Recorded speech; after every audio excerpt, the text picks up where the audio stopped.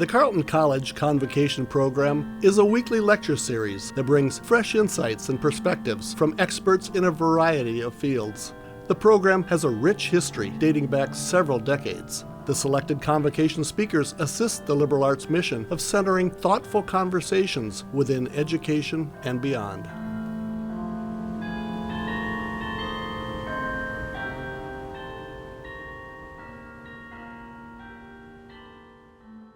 Good morning, everyone.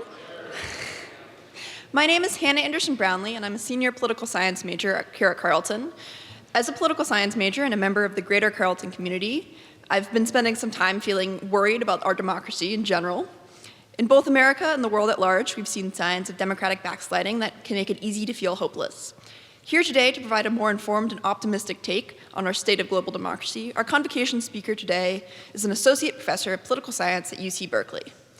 An alum of Carleton College, he's also received a PhD from NYU and previously taught at Cornell. Through the use of formal models and experiments, our convocation speaker today has researched the causes and political consequences of biased beliefs in democracies, particularly examining the causes and impacts of motivated reasoning and selection neglect. He has also done significant work in the area of measuring and explaining democratic change, as well as authoritarian politics, communication, information manipulation, discrimination, criminal justice, and conflict. An experienced academic, he has published in a variety of leading political science and economic journals and had his work covered by major news outlets worldwide. Here today to give a convocation speech, The Case Against Pessimism About Democracy, please join me in welcoming Andrew Little, class of 2006, back to Carleton College.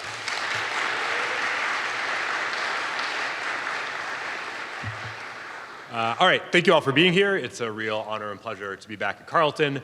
Thank you, Hannah, for that introduction, though I do have to admit you missed a few of my accomplishments from my time at Carleton.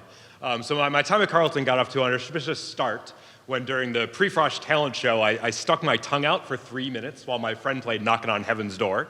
And then actually people recognized me, even at my reunion, as the tongue guy, so they may be a little surprised that I'm here for this reason. I was also a runner-up in a broomball tournament and a Wednesday night Beirut tournament. Can't win everything. And so in addition to kind of all the fun things I did at Carleton, it was a place that really shaped me intellectually. I think this is where I learned to do research. And I think I sort of got, by starting here, a real independent attitude toward just doing research, rather than just sort of trying to study things with kind of trendy methods, study trendy topics, try and sort of, buttress the conventional wisdom. I think I was always given an attitude here of just trying to pursue stuff I'm interested in and try and understand the world better. And so I think hopefully you're going to get a taste of that today. All right, so as you can see, this is going to be a talk about the state of democracy both globally and in the United States. And I think there's a pretty strong conventional wisdom about how those things are going. And in fact, you could even call it a convocational wisdom. As I was looking at some recent convos, I learned that I can motivate the position I'm going to argue against entirely with convocation speakers, often with quotes from their actual convocations. So here's one from Brian Klaas, not from his convocation, but he says, democracy is dying around the world. In 2017, the West has only itself to blame. Staffan Lindberg in a convocation said the explosion of democratic rights and freedoms that we saw, especially after the Cold War, has on a global scale been eradicated. So here's the kind of data which is used to reach these conclusions. So this is from the institute that Lindberg used to lead, V-DEM. And so they provide scores of how democratic every country is on a scale from 0 to 1 in every year. The way they do this is they ask experts on individual countries to assess democracy in a variety of ways, run that through kind of a fancy statistical model, produce a number between 0 and 1. This way? Great. And so here you can see the trend that Lindberg was documenting. So, we see some slight rise in the 60s and 70s, a big boom in the global democracy scores in what we call the third wave of democracy in the late 80s, early 90s, and then some decline in more recent years. Well, I'll kind of use V-DEM as a bit of a foil for some of this talk. To say one nice thing about them is that they do a very nice job of making their data available and easy to do things like break it down by the components that go into their democracy index. So here's breaking it down by 5 different components. Apologies that the text is a little small. But what you can see from this picture is that suffrage, the line on the top, which is just do people have the right to vote, has just basically gone up, has had almost no decline in recent years. But we do see some declines on some of these other dimensions of democracy, like free expression, freedom of association, are elections free and fair, things like that. So now let's think about the United States. So again, we have a convocational wisdom. So Theta Scotchpole says it's fair to say we're in a crisis point that has parallels in other crises in US history. Lawrence Jacobs says we have some very significant, I would say, almost existential threats to our democracy. Steve Levitsky, writing with Luke and Wei, Levitsky, another convocation speaker, I'll quote from his speech later, says US democracy will likely break down in the second Trump administration. It will not meet the standards for a liberal democracy. So here's another nice data source for looking at US democracy. So this is from Brightline Watch, which is a group that runs surveys both of experts, who are primarily political scientists, and also the wider public, which creates an interesting contrast. So the green line on top, this is how political scientists are rating US democracy on a scale from 0 to 100. We see some decline during the first Trump term, a bit of a rebound during the Biden administration, and then a sharp downturn at the beginning of the second Trump administration. We can then also compare that to how citizens rate democracy. And so one interesting comparison is that experts actually always rate democracy higher than citizens do, whether Republicans or Democrats, which are two separate lines here. One interesting thing is that we can look at how citizens rate democracy when they're Republicans versus Democrats, and you see what might not be a surprising pattern, that Democrats tend to rate democracy higher when Democrats are in power, Republicans tend to rate democracy higher when Republicans are in power. So maybe we should think that, maybe experts are able to overcome this kind of partisan bias where we all tend to think that countries are more democratic when there's leaders in power that we like. I think that might be a little too optimistic to think that experts are able to do that perfectly. We also have some projections forward of what these groups think democracy is going to be like in 2027. Experts think it's going to get quite a bit worse. Okay, we can also go to the V-DEM data and look at what V-DEM says about the US. Broadly similar trend to what we see from Brightline Watch, kind of long increase up through about 2010. Then we see some declines in the first Trump administration, bit of a rebound, sharp decline in the last year or so. We can also break this down by the different components. We see that there's been no decline in the US on two measures, which is having universal suffrage and a measure of whether the people in power get there through elections. But we do see a sharp decline in their free expression index and some more modest declines on this are elections clean, and is there free association, is it easy to start political organizations, et cetera. Okay, so that's kind of the conventional view. So what I'm not here to say is to sort of say, okay, everything's fine. I'm not just going to be the dog in the house on fire saying the house isn't on fire. So I think there's a lot of real things to be concerned about in the US and globally. What I am here to do is make a case for relative optimism based on a few different steps. So first I'm going to argue that when we want to assess democracy, both widely and when we're sort of doing more academic work, we should adopt a relatively narrow and precise definition of what democracy means. And I'll get to what I mean by that in a second. Second, I think we should generally avoid measuring democracy by just relying on how experts respond to surveys. So if experts are telling us that democracy is going down, and the evidence for that is that other experts fill out a survey saying democracy is going down, that's not a scientific way to answer this question. Right? If we want to be scientific about how we answer this question, we want to use data that can be conducted relatively objectively where multiple people ask the same question will give the same answer, which is not true if you use these expert surveys. So I'm going to try and rely as much as possible on relatively objective measures. And when you do that, when you take a sort of careful look at this more objective data, then both the global picture and the picture in the United States don't in fact look particularly dire. Okay, so let's get to the defining part. So for those who are political science majors, have at least taken a political science class, this is hopefully a review for you. So debates about how to measure define democracy have existed as long as political science has been a discipline. But I do think there's a relative consensus that the core feature of modern democracy is that the most powerful positions in a country are determined by winners of competitive elections. And where by competitive we typically mean two things. One is that there's a relatively even playing field. So it's not the case that the government in power can just skew the playing field so they never lose. And then a second one is that there should be near universal adult suffrage. And actually on the second point, this is sort of nearly universal, even in relatively autocratic countries today. But where there's disagreement over is whether this is enough, right? Should our definition of democracy just focus on this, or do we need to include other things? And so kind of typology I think is helpful is to think about different layers of democracy. So the core layer is what I was just talking about: competitive elections, fair playing fields, universal suffrage. And then you can think of some other aspects of democracy as something of core multipliers. So these are things which, in addition to other nice benefits, help make elections more competitive and fair. So take example, having a free media, which is independent of the government and where journalists aren't scared that if they criticize the government, they're going to get thrown in jail. And so if it's the case that it's illegal to criticize the government, then obviously citizens are not going to be able to do a good job of voting incumbents out of office because they just won't know when incumbents are not doing a good job. Right? You can make similar arguments about free speech more widely, free assembly, free organization. Another layer is often we call horizontal checks, or in the US we often call it separation of powers.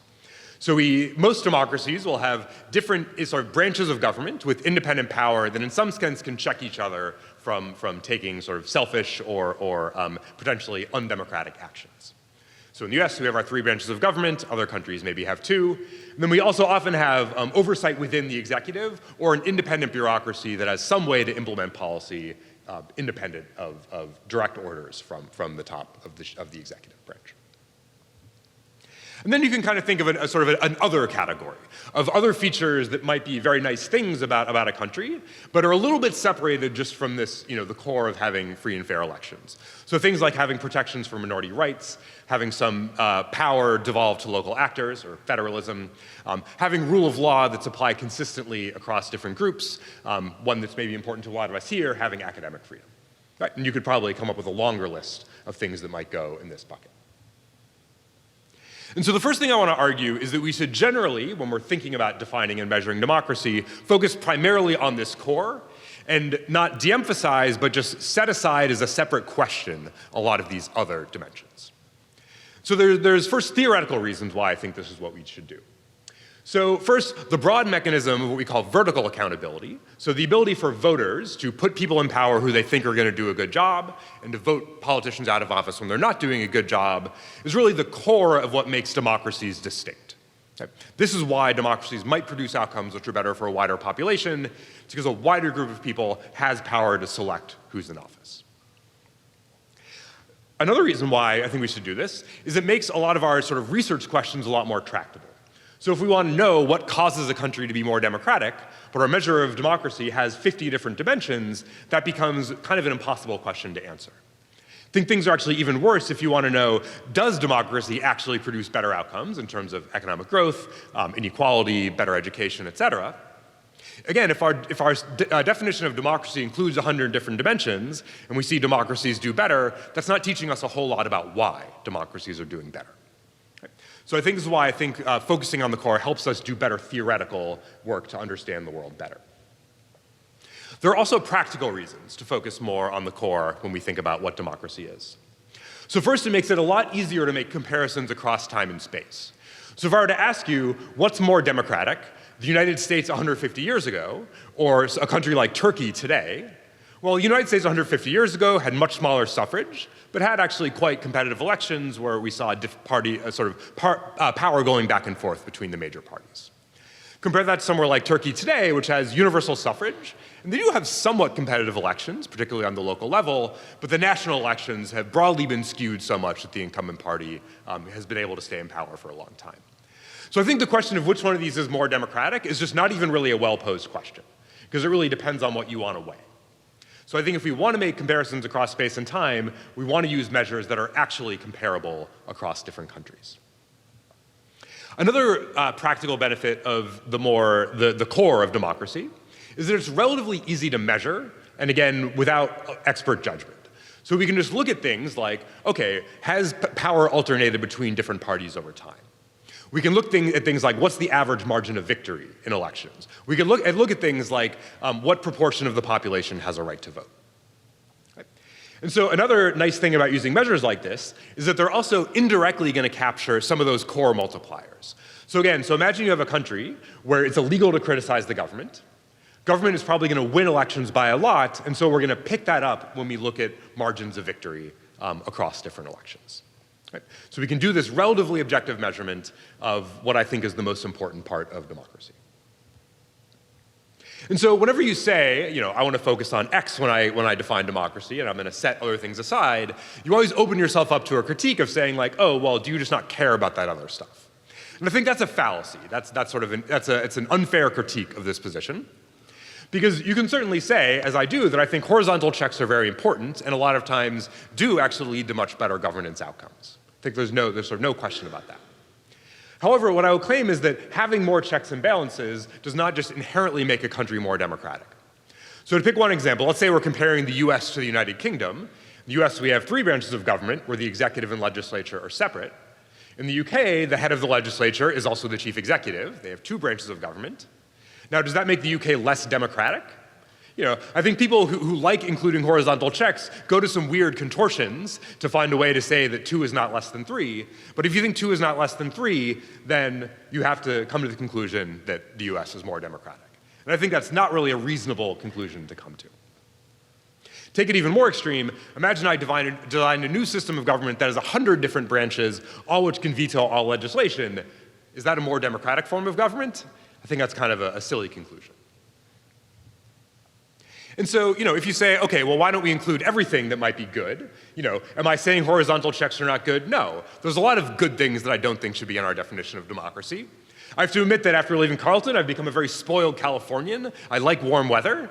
And so, you know, I want to live somewhere with warm weather. Should I include warm weather in my measure of democracy? You know, of course not. So whether or not something gets included in our measure is not whether we think it's important or not whether we think it's good, but whether we think it's going to allow us to understand the world better. And I think if we want to understand the world better, we want to keep separate the core of democracy from some of these other questions. Okay, so whether you buy that argument or not, let's start to take stock of what global democracy looks like through this lens. Okay, so if you want to gauge the health of global democracy, whether you accept my more minimal definition or not, one relatively easy way to do that is we can just ask a bunch of experts questions like, how free and fair were the elections in Kyrgyzstan in 1990? And if your expert knows a lot about Kyrgyzstan, they'll probably give you a pretty sensible answer to that question. My point is not that when you ask experts things in surveys that they're giving us total nonsense answers. I think they are giving us informative answers that might be helpful for answering some questions. However, if what we want to do is make comparisons across space and time, there's a lot of reasons to worry that there's going to be some biases in those expert judgments which might lead us to the wrong conclusions when we want to try and make these comparisons.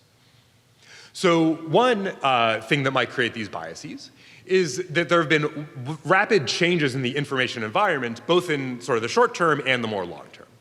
So if I ask an expert to assess democracy in the US today versus 150 years ago, you know, maybe we happen to ask a historian who knows a ton about US democracy 150 years ago, but in general we just have way more information about the state of democracy and potential problems with democracy now. I think this problem is even true on smaller timescales, or even if you look at over the past 10, 15 years, there's just way more access to information and way more access to potential problems in say, the administration of elections than we had 10, 20, 30 years ago. And so even if experts are doing the best they can, coding countries based on the information they have, it's the actual information they have may be different over time and may be driving some of the differences that we see over time when we make graphs like the V-DEM graphs that I started with. There's also a widely documented psychological tendency to grade more harshly over time in some sense. So one very clear example of this is if you ask people, is crime going up or down? They will virtually always tell you that crime is going up. Doesn't matter what they generally respond to objective reality, but there's a very strong bias in saying that things are getting worse. So that's another reason to be worried about these measures. And then a final one, so remember the graph I showed you where Republicans and Democrats differ on their assessment of democracy based on who's in power. Well, you know, maybe experts are good at purging themselves of that bias and answering these questions without any of their own partisan influence, but I think that's maybe holding experts to too high of a standard. We're all human. It's always tempting to be a little more pessimistic about governments we don't like. And there truly has been a rise in more populist and right-wing leaders across the globe. And I think there's actually evidence that these coders grade more harshly for leaders that they don't like for other reasons. Right? So when you combine all these concerns, when we see this decline in what experts are saying about democracy over the globe, Maybe that's driven by reality. Maybe that's driven by some of these other forces. I think it's just sort of hard to say which is which. So what I did in a paper with my collaborator, Annie Meng, is we decided to say, OK, let's try and find all the measures of democracy we can find that don't rely on expert judgment. Right? And so I'll focus here on the ones that are about electoral competition, though we have a few others in the paper. So we look at things like, is there universal suffrage? Are multiple parties allowed to run in elections? How often does the incumbent party lose elections? So to see why this is important, imagine you have a set of 200 countries, and you know that or maybe think of 100 countries, and you know that in those 100 countries, the incumbent party wins every election. It's probably a pretty good sign that those elections are not fair. Compare that to a set of countries where the incumbent wins about half the time. You know, that could be for a lot of different reasons, but on balance, that's probably going to be a set of countries where elections are more fair, because we actually see alternation of power between parties. Then we also look at a margin of victory for whoever wins. So are the winners of elections winning by a little in general or a lot? Again, that could be driven by other forces, genuine popularity, but on balance, when we see incumbents winning by 60, 70, 80%, or anyone winning by those margins, probably not a very democratic election. And then in a follow-up paper that's still in progress, we collected a new variable, which is whether the second place candidate in elections explicitly concedes the defeat. All right, so what do we find on these measures? So this is a graph from our 2024 paper, focused primarily on this all elections graph. So here what we're doing is for every country, we're asking, in the previous election, did the incumbent party win or lose that election? Right, so higher means the incumbent party is winning more. And so what we see is from kind of the 80s through the third wave of democracy in the late 80s, early 90s, we see a big upswing on this measure. So this measure kind of matches the general consensus that the world was getting much more democratic in that time period. But then after that, you know, it's been basically pretty stable. Right? Over the last 20 years or so, we don't see wild fluctuations in how much incumbent parties are winning elections. The other graphs look at different kinds of elections, same general pattern. So then another neat thing that I was able to do recently, so when I first got access to Claude Code, so I think there's a lot of positives and negatives about AI and education and the labor market in the world. It's a super cool tool for research, though. And so one of the first things I did was I got it to extend our data to today. I'll tell you, it actually made mistakes the first time I did it, so don't believe your AI results uncritically, but after a little back and forth, I got it to do this coding correctly and consistently. And what do we find? Well, since our data collection ended, incumbent loss hasn't decreased. In fact, it's spiked sharply. So over the last few years, incumbent parties have been losing elections at the highest rate in history, which is the exact opposite of what we'd expect to see if we thought the world was becoming less democratic. Similar exercise with margins of victory. Here we're just looking at the vote share of, for presidential elections, the winning candidate. For legislative elections, the seat share of the winning party. And we see from 1980 to 2000 a pretty substantial decline in these margins of victories. So elections are getting closer, more competitive over time. And again, pretty stable since then, maybe some slight declines.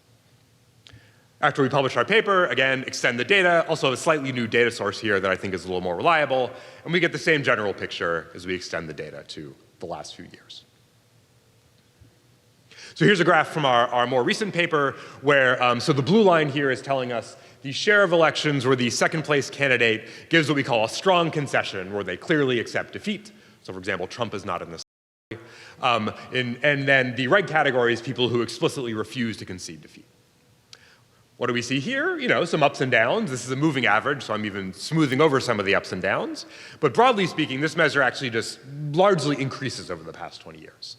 So Trump is actually kind of an exception here, particularly within democracies for not accepting defeat. Real problem, but not really part of a global trend. Okay, so when we combine this all together, and again, we have more in the paper, we find that across our key indicators that don't require expert judgment, the core looks surprisingly healthy. We see universal suffrage, we see multi-party competition nearly universal, we see incumbent turnover being high, we see margins of victory low, we see losers generally conceding defeat. Right. So again, across all of the measures of electoral competition we can come up with, things actually don't look so bad. So of course, this doesn't mean that there's no problems in any democracies around the world. So even if you want to focus on electoral competition, I think one of the main cases here is Venezuela, where during the Chavez-Maduro era, they go from having pretty fair elections, I think during the early Chavez era, to starting to have a bit of a skewed playing field towards Chavez's party, into the last election, which was just outright stolen, where the reported results were not what voters actually said. Right? So certainly examples of countries where electoral competition has gone down. Poland and Hungary are two more subtle examples, though it's interesting to note that the party that led this in Poland was kicked out of power a couple of years ago. There's going to be an election in Hungary, I believe in the next few months, where a lot of people think the party in power may lose there as well. And so if you do want to look at these outer layers of democracy, which again is a perfectly valid thing to do, I don't think we should not study these things, then potentially there are some maybe bigger concerns. So some people think that there's been a lot of weakening of horizontal checks, often in the judiciary, for example, in cases like Israel. There's a lot of attacks on the media in countries like Turkey, Russia, and India. A lot of harassment of the opposition, a lot of attacks on academic freedom throughout the world. But I think there's two issues with saying that like these facts mean that what I was just saying means we're missing the point of studying democratic backsliding. So one reason is if a lot of these issues were so severe, so for example, if the harassment of the opposition and attacks on media were so severe that the opposition couldn't compete, we would see that show up in looking at trends of margin of victory, and we don't.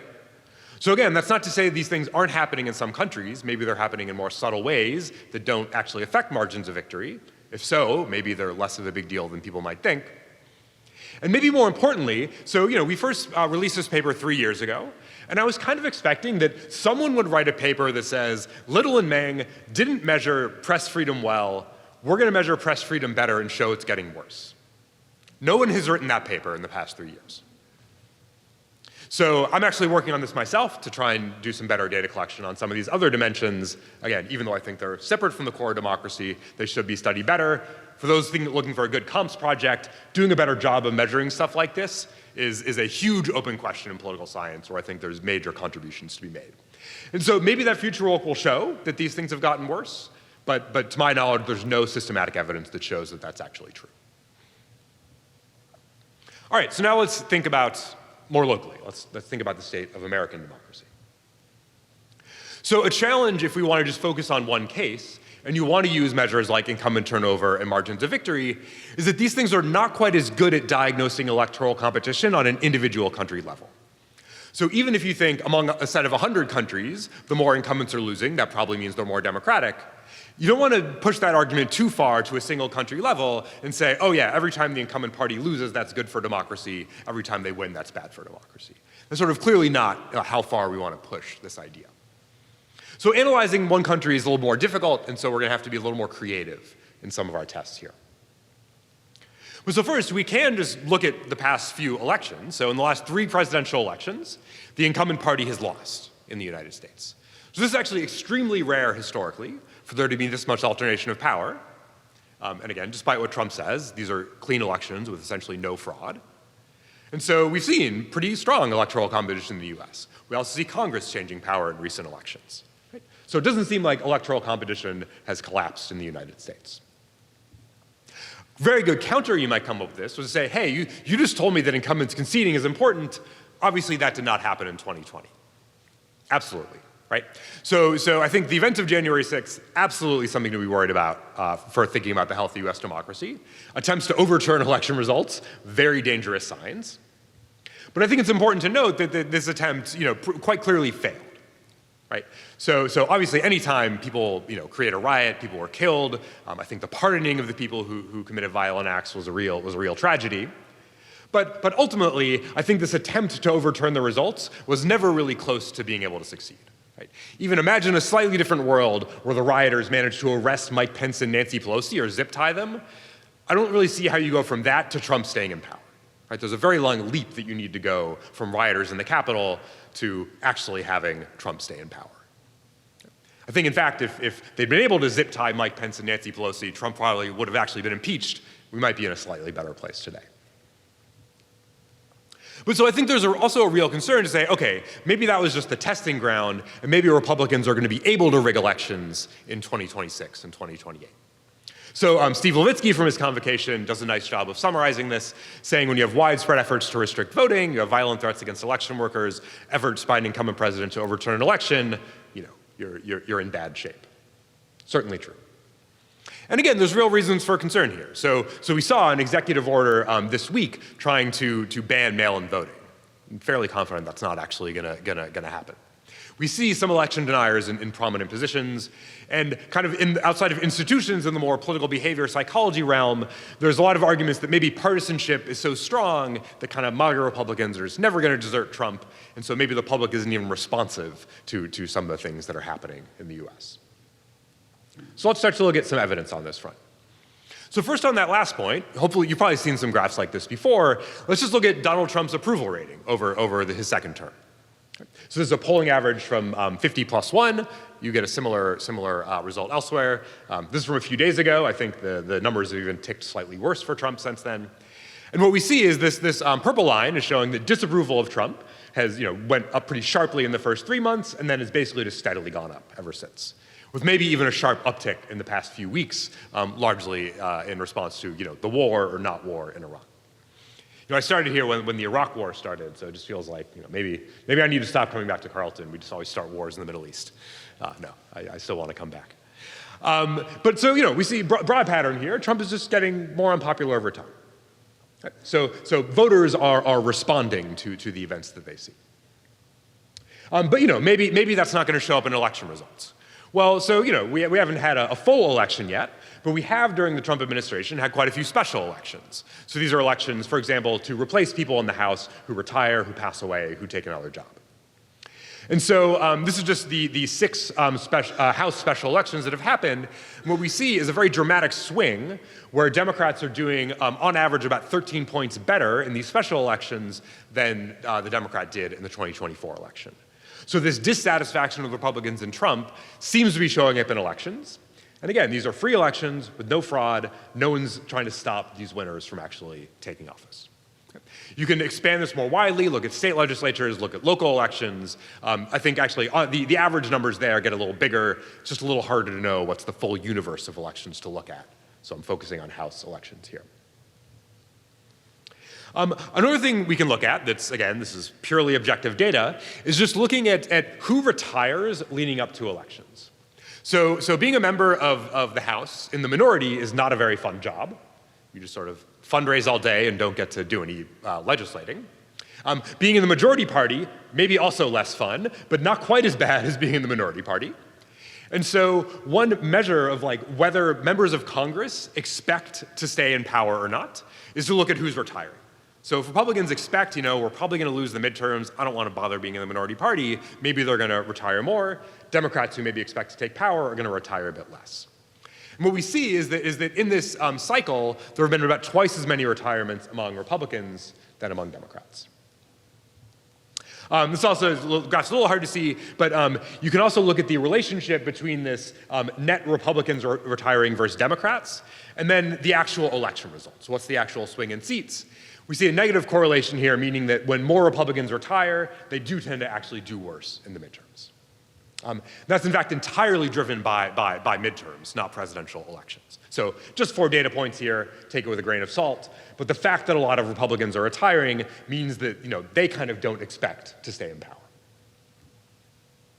Another source of data we can look at here is with prediction markets. So for those who don't know these are markets where anyone who wants to sign up can place bets on whether certain events will happen.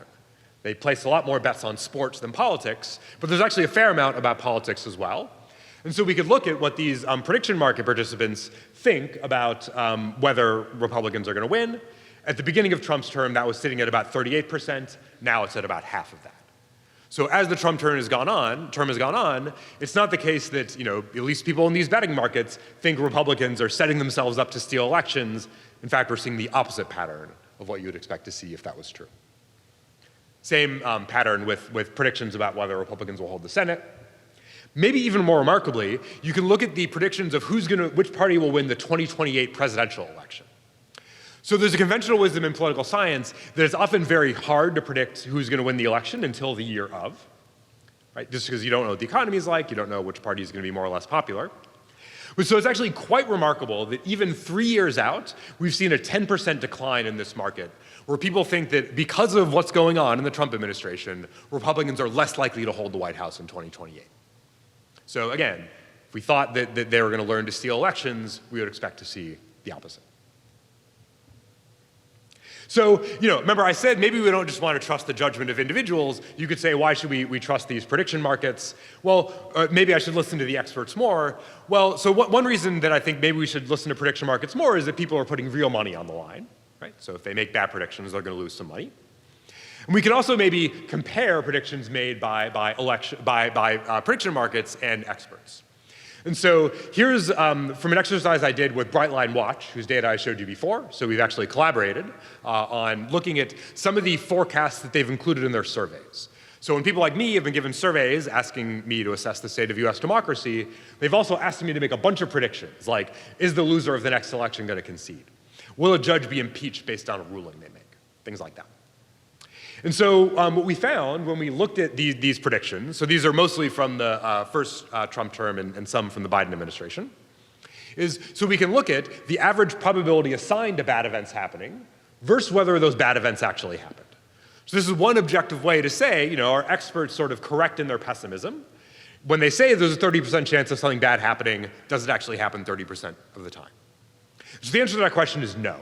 If they say there's about a 30% chance of a bad thing happening, it has about a 15% chance of happening. So by this metric, experts have been very overly pessimistic. So I don't yet have a direct comparison between experts and prediction markets here, though there's evidence that prediction markets are what we call more well-calibrated, meaning that they're not excessively pessimistic.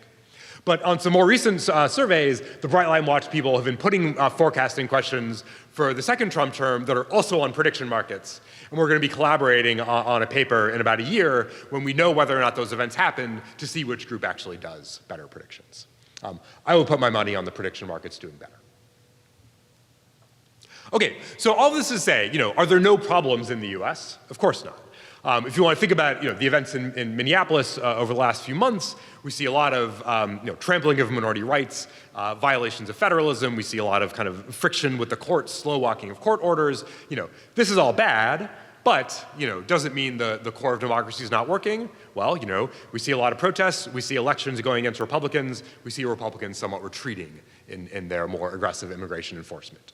Again, still probably more aggressive than most of us would like, but there's been a response to these events. I think there's also real concerns about the lack of congressional oversight. So the fact that House Republicans have, other than a few small exceptions, like forcing the release of the Epstein files, by and large just sort of let Trump do what he wants, certainly not how the US system of government was supposed to work. Congress is supposed to act as a check on the executive, even when they're in the same party. But again, if we take these midterm predictions seriously, this is likely to be, we're likely to see a very different picture a year from now, when Democrats are likely to control at least one branch of Congress. We also see some attempts to control the media, for example, kind of favoring mergers of more friendly companies, to the chair of the FCC kind of trying to nudge media companies to be more friendly in their coverage of Trump. But I think and I think all of that is bad, but I just don't think it's realistic in the current US media environment to sort of stop people from criticizing Trump. I think we see plenty of criticism of Trump in the media. I have a hard time seeing that changing. I don't think, on aggregate, people are not unable to see a lot of the bad things that the administration is doing. So okay, so let me wrap up. So what I hope you take away from this talk is not that, again, concerns about democracy are coming from nowhere, right? Again, don't want to be the dog in the house on fire saying nothing's wrong. A lot of real problems. But I think what we want to do is be more precise about what exactly is the nature of the problems in US democracy and more widely. So we find when you again take a more objective look at things, is you find that things on average in the US seem to be doing okay. We see incumbent turnover high, we see multi-party competition resuming. The fundamental question of whether elections are allowing voters to throw people out of power who they don't like, the answer to that question seems to be broadly yes.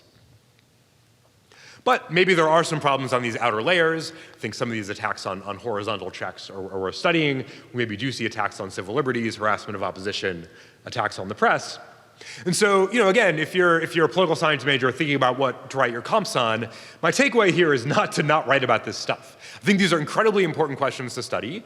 I think we generally don't have very good answers to these questions. And so by all means, study them more rigorously, see if you can figure out what countries really are having these problems, see if this really is a trend globally, rather than just a few examples.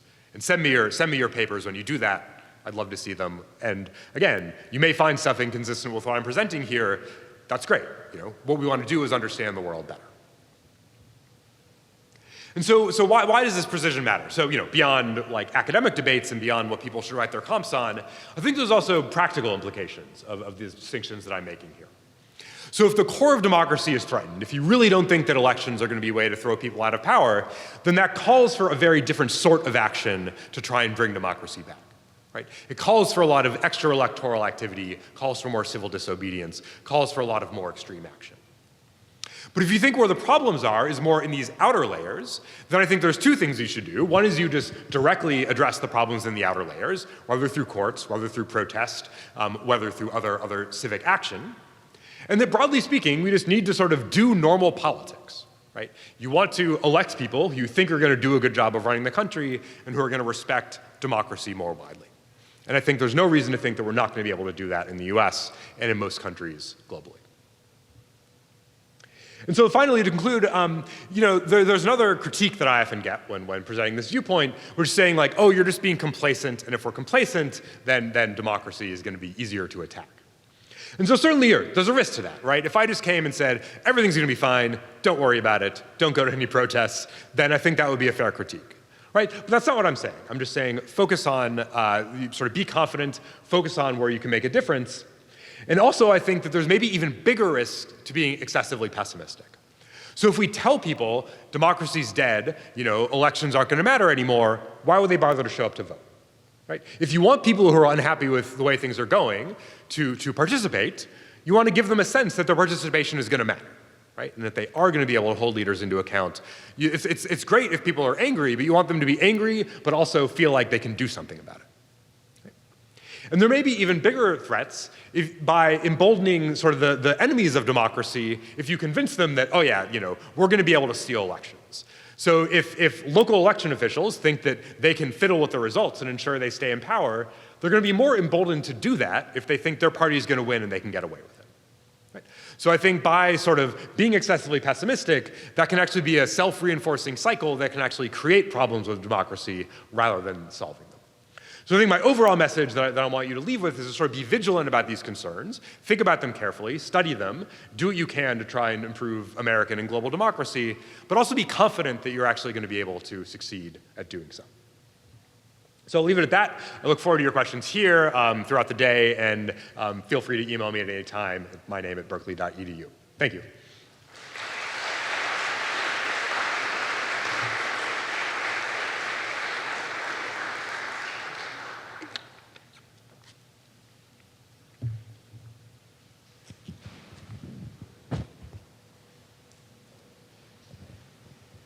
Thank you very, very much, Professor Little, for being with us and for your convocational wisdom.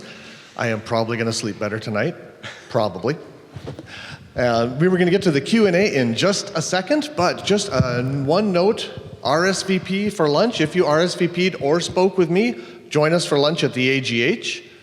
If you did not, I'm afraid we're full today. However, the Minnesota Battle Cry, there's always next week. But for now, let's open up to Q&A, and the hands are flying up. Let's start right here. Thanks for the great talk. I was thinking about how a democracy might not be a democracy, but still look like a democracy given your criteria. So let's just say, hypothetically, that there was a two-party system that the two parties wanted to conspire to keep other parties out. And they wanted to throw those elections every cycle to the other party by, say, a narrow margin. Then there would be lots of turnover and little margin, but it would not be a democracy. Do you think that that kind of hypothetical example falsifies that minimal definition of a democracy? So So yes, I would say that we would probably want to call a system like that undemocratic. So, like another somewhat fair criticism of this is to say, like, okay, like what's objective and what's a measure of democracy, right? So there's one sense in which things that we can measure consistently, and where again, two people ask the question, will give the same answer, is one part of it. But there's always going to need to be some judgment in saying, like, okay, well, why is this measure a good measure of democracy? And so I should admit that like, that is always going to require subjectivity. Right? There's no automatic answer to that. And so if the kind of system that you were describing was very common, then I would be much more worried about the measures that I'm proposing. The only country I know that kind of resembled that at some point was Venezuela in the, Al can probably tell me, in like the 70s, 60s, 70s, there was a bit of a system like that. But I just think it's sort of so rare that it's not going to skew the aggregate data. Right? So, if in the future we see systems like that arise, then by all means we're going to need to change our measures, right? We're going to need to rethink how we measure democracy. But given how I think things play out today, I sort of don't view that as skewing the picture in aggregate. But it's sort of an important concern to look out for.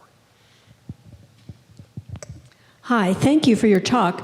I have a question that goes back to the beginning of your talk. I was interested that you put the rule of law in your fourth category, your most peripheral category, whereas other people who are important commentators on democracy today put it central. For example, Joyce Vance uses that as her central criterion. Heather Cox Richardson would add equality before the law.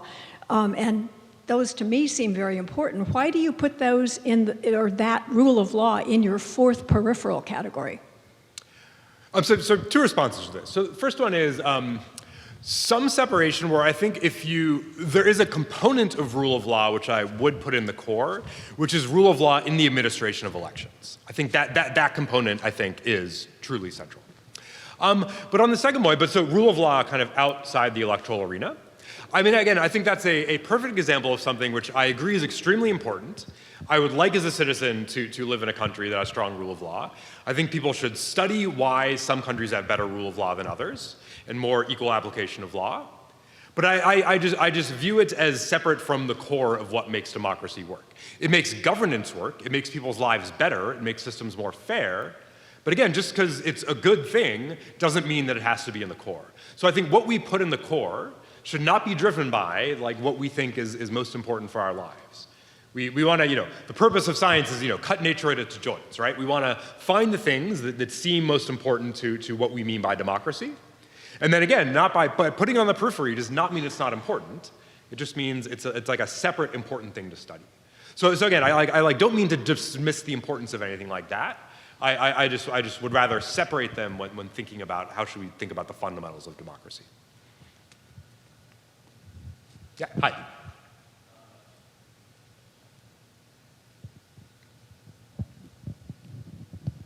There we go.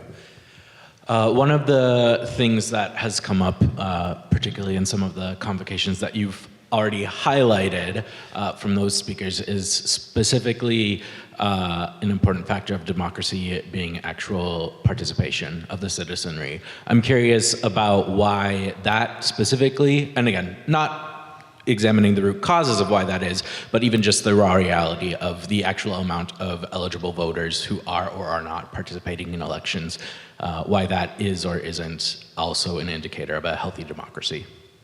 Yeah, it's a great question. Why didn't we include that? I think I'm not sure if there's great measures of this really over time, so it might have just been a pure measurement issue. With all these things, there's always a question of how much you're picking up, what we want to pick up versus other things. So I know, election turnout varies a lot by things that are somewhat orthogonal to the points that we want to make. Just sort of, there are some countries, for example, like compulsory voting. Some countries have compulsory voting. That'll jack your turnout up to 90%. I think it's a very interesting debate of whether compulsory turnout is good. I actually might kind of slightly favor it. But I think given the fact that not many countries have compulsory turnout, I don't think we just want to say, oh yeah, Australia has 95% turnout, the US has 60%, therefore Australia is 30% more democratic. So I think, actually I'm not sure if anyone's done a similar exercise of like plotting turnout over time across all countries. I'd be very interested to see that. We maybe actually should have like included that in an appendix, but I just don't have that graph available. But yeah, to say, I think if you see turnout dipping really low, by all means, that's not a great sign. But again, it's just sort of driven by a lot of institutional factors that don't seem set. And like turnout can actually be quite high in authoritarian countries too. I know there's some good research on this. I don't have numbers off the top of my head.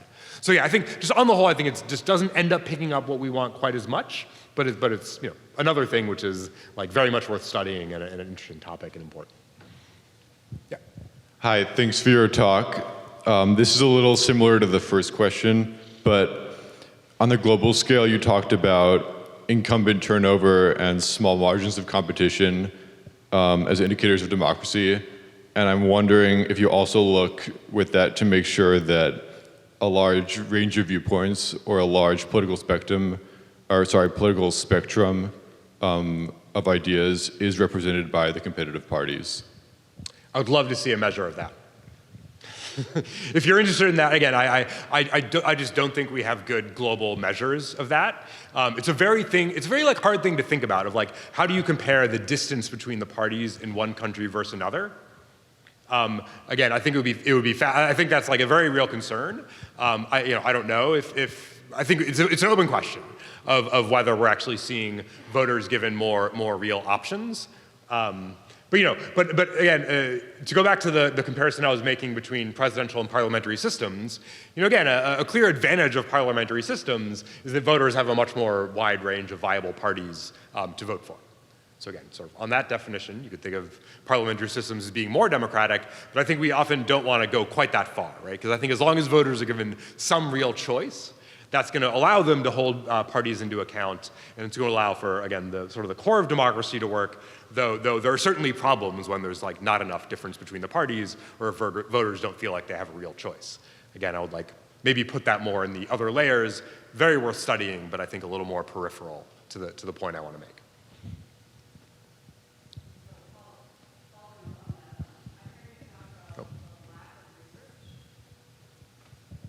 The lack of research on the secondary layers relating to the causation to the core.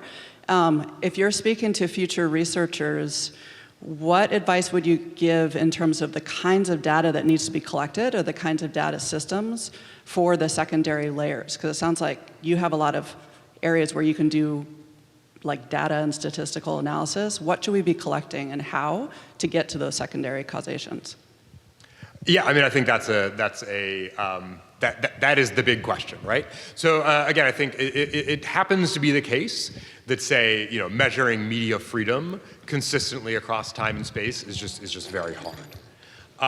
But I do think so. One thing that sometimes irks me a little bit about the people who just always want to rely on these surveys is that if there's like any time in history to do a better job of collecting data like that, it is now, right? Like even before AI sort of became very useful for research like this, we just have access to way more information now than we did 30, 40 years ago.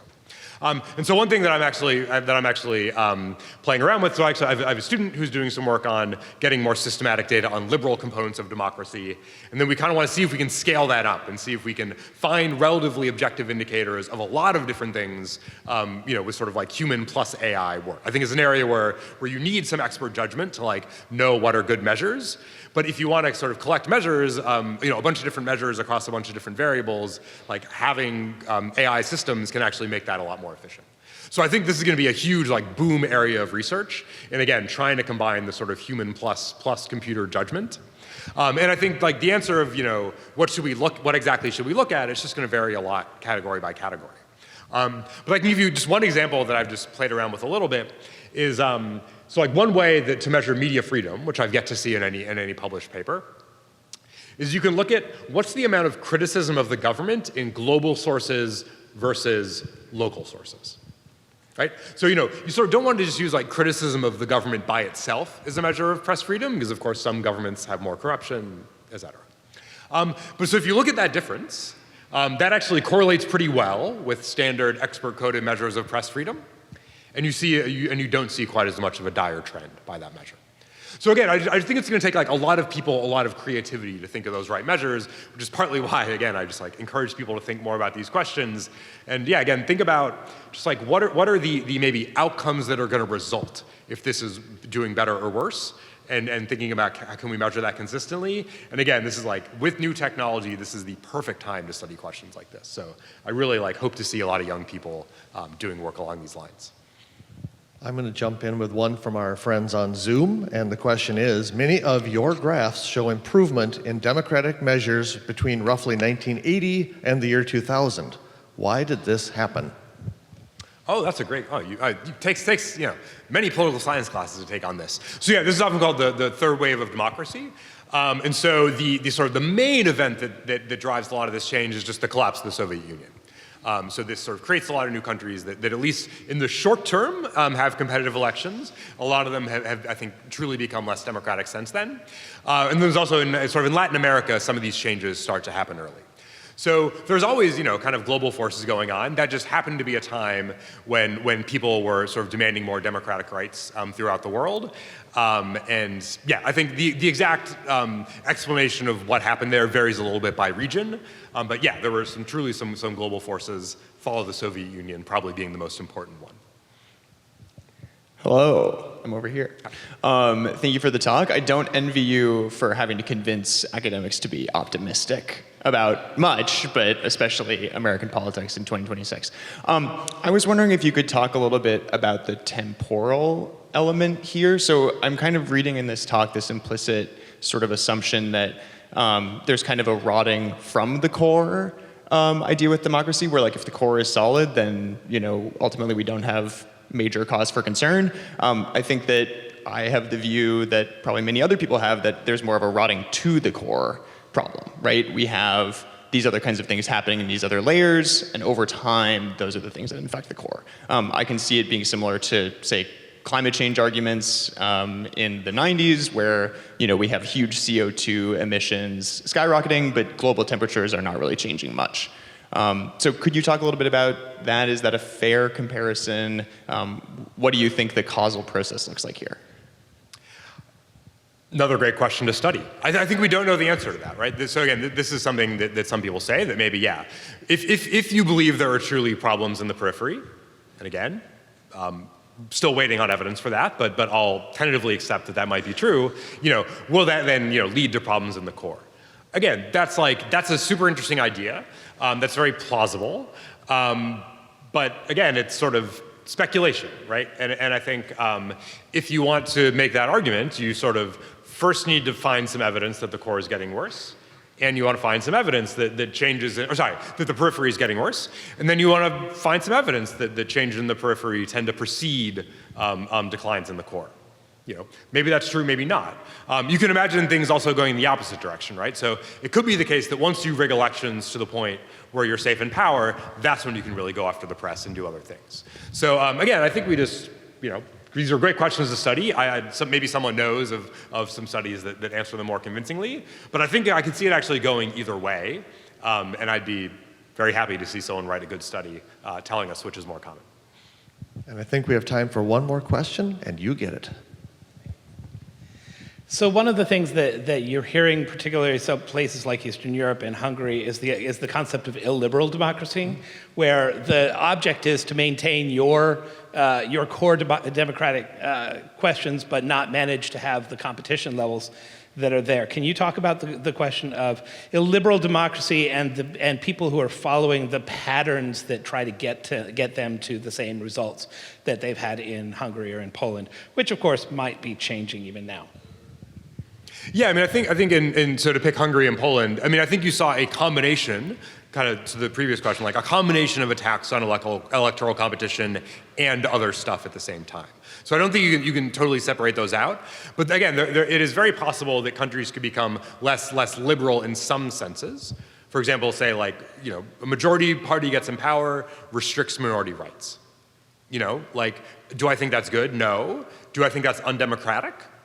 Like that's a tough question to answer, right? Because if it's implementing the will of the majority, again, we need to separate out like what's democratic and what's good. I would call that not good, given my preferences and beliefs. But If it's implemented by a majority who are elected fairly, like I don't think we just want to start calling everything undemocratic just because we don't like the outcome.